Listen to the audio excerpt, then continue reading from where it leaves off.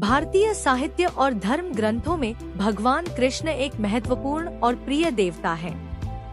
उनका जीवन महाभारत, जिसमें वह एक केंद्रीय चरित्र है, ने एक अद्वितीय साहित्यिक काम बनाया है। इस बड़े एपिक महाकाव्य में भगवान कृष्ण का चित्रण व्यापक और सामर्थ्यपूर्ण है, जिससे वह समय के साथ भी और अधिक प्रसिद्ध हो रहे हैं।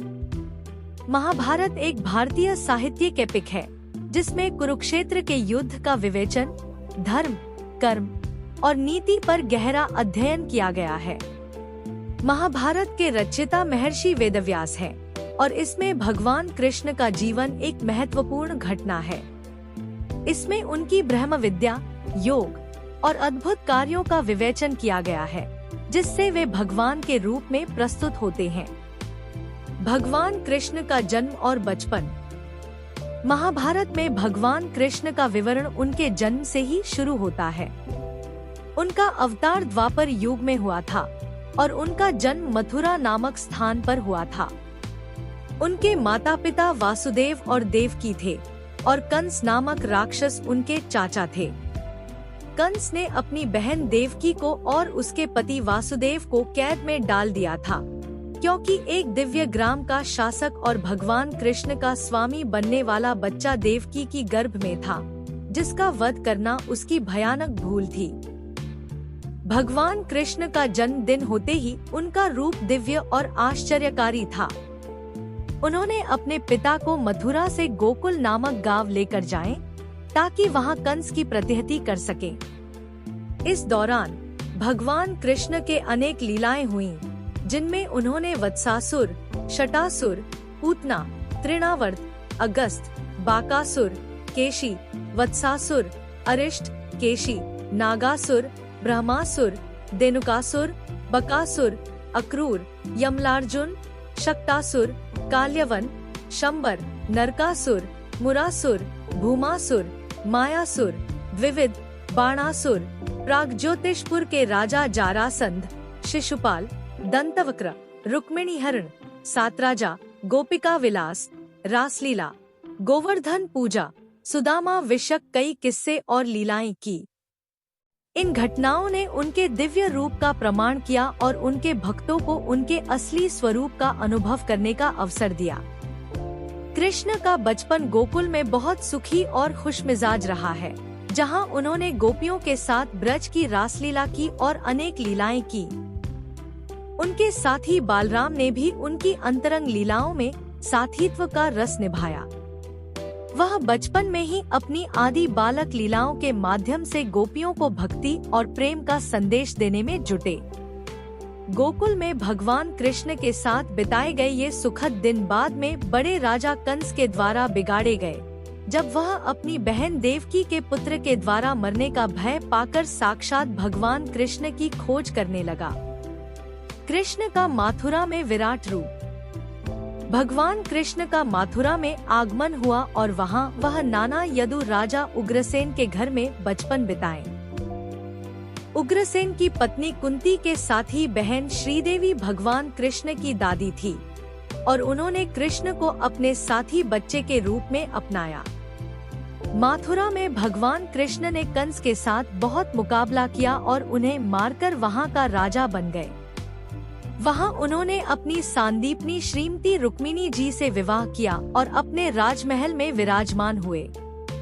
मथुरा में भगवान कृष्ण ने अनेक विशेष लीलाएं की, जैसे कि आक्रोश भंग, सुबह की बेला में रास लीला, गोपिका विलास, अक्रूराश्रम आगमन, अक्रूर व्रत, शिशुपाल वध, अरिष्टासुर संहार, केश संहार, नरकासुर वध, बाणासुर वध, शौंडी विनाश, सुदामावर्त और गोवर्धन पूजा।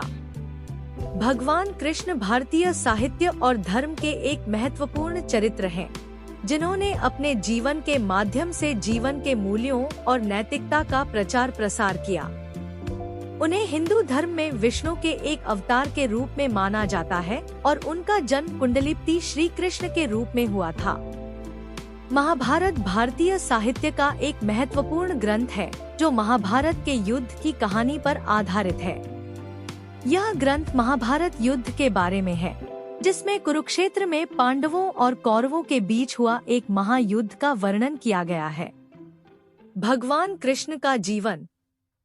भगवान कृष्ण का जन्म द्वारका नगरी में हुआ था, जिसे विष्णु के अवतार के रूप में जाना जाता है।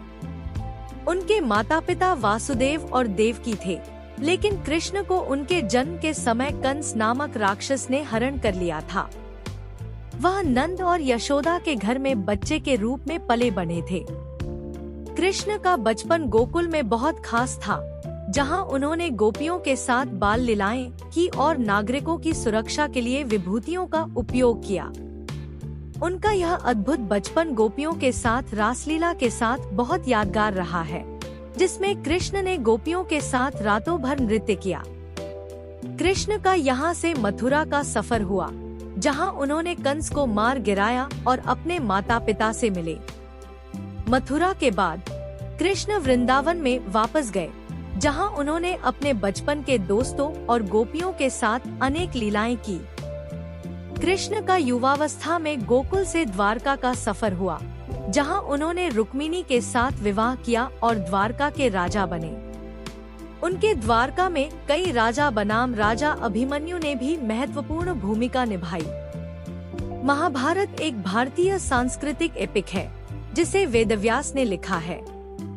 इसमें कुल मिलाकर 18 पर्व, 100 उपपर्व और लगभग 1 लाख श्लोक हैं, जो इतिहास, धर्म, नीति और कल्याण के विषयों पर हैं।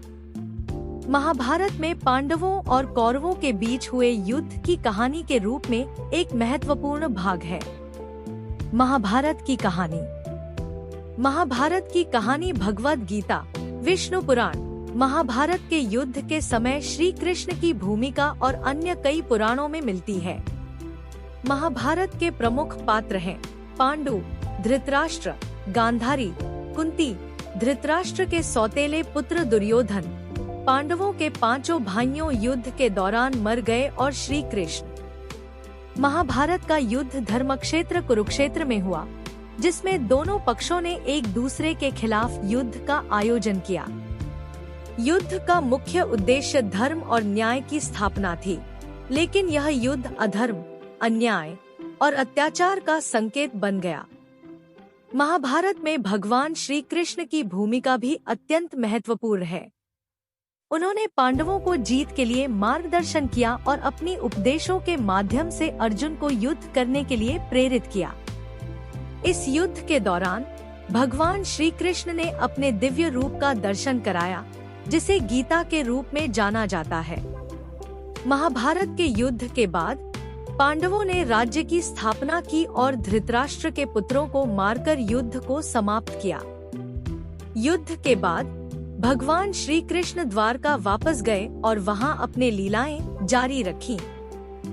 समाप्त। इस प्रकार भगवान कृष्ण और महाभारत दोनों ही भारतीय सांस्कृतिक और धार्मिक इतिहास के महत्वपूर्ण हिस्से हैं।